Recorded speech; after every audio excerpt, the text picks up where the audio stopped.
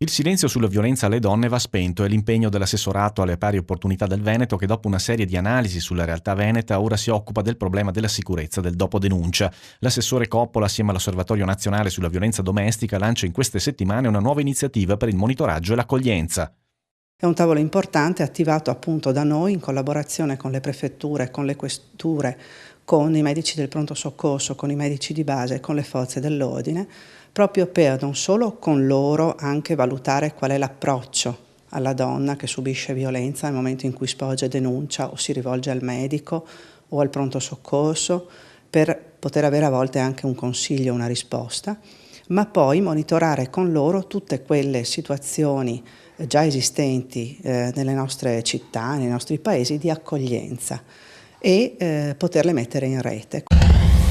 Alla sanità veneta mancano quasi 1.000 medici e oltre 2.000 infermieri. L'assessore Sandri è convinto che si debba mettere mano al personale in tempi rapidi al fine di evitare disservizi. Per questo ha annunciato che chiederà al governo di concedere una flessibilità maggiore per le spese per il personale sanitario. In modo tale che all'interno del riparto a noi assegnato come Veneto e del patto di stabilità che noi andremo comunque a rispettare, di consentire al Veneto di assumere personale di tipo medico e di tipo infermieristico in particolare, che gli consenta di soddisfare le proprie esigenze e ovviamente di offrire ai nostri cittadini, ai nostri concittadini tutti i servizi che meritano.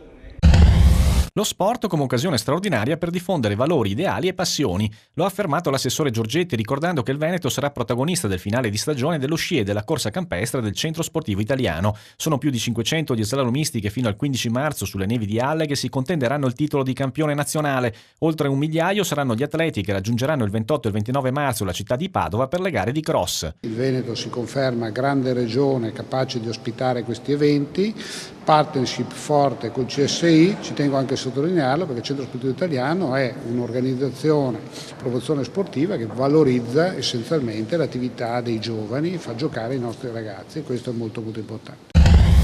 Far diventare i ragazzi veneti eco-cittadini consapevoli. Per questo la Regione ha realizzato un progetto innovativo dal titolo A scuola nei parchi del Veneto, che è stato illustrato dall'assessore regionale Flavio Silvestrin. Il progetto ha delineato nuovi strumenti e percorsi di ricerca e ha individuato ben 42 itinerari didattici che forniscono spunti e proposte mirate sulle scuole perché scelgano i parchi del Veneto come meta per le gite di istruzione.